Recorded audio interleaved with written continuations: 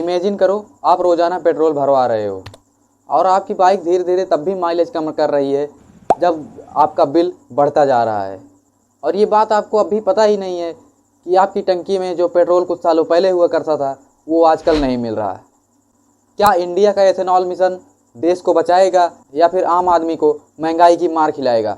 आज के इस फैक्ट को इस कंट्रोवर्सी के साथ समझते हैं। लेकिन सबसे पहले आपको ये समझना है कि आखिर एथेनॉल है क्या। एथेनॉल एक ऐसा बायोफ्यूल है जो शुगर केन, मक्का और अन्य क्रॉप के साथ बनाया जाता है और इसके बारे में सरकार का एक सिंपल सा कहना है, इससे क्रूड ऑयल इंपोर्ट कम होगा, फार्मर्स को फ़ायदा होगा और पॉल्यूशन भी कम होगा। लेकिन हर पॉलिसी का एक दूसरा पहलू भी होता है। साइंस के हिसाब से एथेनॉल की एनर्जी पेट्रोल से कम होती है और शायद यही कारण है कि हमारी व्हीकल्स का माइलेज कम हुआ है।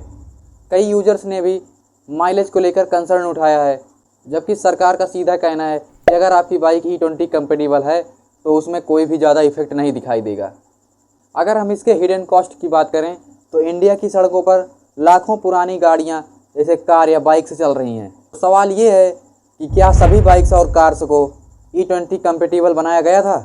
इसी मुद्दे पर कंज्यूमर ग्रुप्स और एक्सपर्ट्स ने कंसर्न उठाए हैं, जबकि सरकार और इंडस्ट्रीज़ का कहना है कि इनकी एक्सटेंसिव टेस्टिंग की गई थी। इसी मुद्दे के दूसरे हिडन कॉस्ट की बात करें तो वो है फूड वर्सेस फ्यूल। जब फूड क्रॉप्स का एक हिस्सा फ्यूल बनाने में चला जाता है तो यहाँ पर एक डिबेट शुरू होता है, फूड या फ्यूल। क्रिटिक्स कहते हैं कि जब प्रोडक्शन बैलेंस नहीं होता तो प्राइसेस में ग्रोथ होने लगती है और ये मुद्दा सिर्फ इंडिया ही नहीं बल्कि कई देशों में डिस्कस किया जा चुका है। नंबर 4 और भी एक्सपेंसिव है। ज़्यादातर एथेनॉल गन्ने से ही बनाया जाता है और गन्ना पानी बहुत ज़्यादा खींचता है। अगर एथेनॉल प्रोडक्शन इसी पर ज़्यादा डिपेंड करता है तो जिन इलाकों में पानी की कमी है वहाँ पर और भी चैलेंजेस बढ़ सकते हैं। इसलिए एक्सपर्ट्स कहते हैं कि लॉन्ग टर्म प्लानिंग और क्रॉप डाइवर्सिफिकेशन ज़रूरी है। पब्लिक के माइंड में सबसे बड़ा सवाल ये चल रहा है कि क्या एथेनॉल एक स्कैम है? अगर स्कैम का मतलब जानबूझकर लोगों को धोखा देना है तो अभी तक इसका कोई भी सबूत सामने नहीं आया है।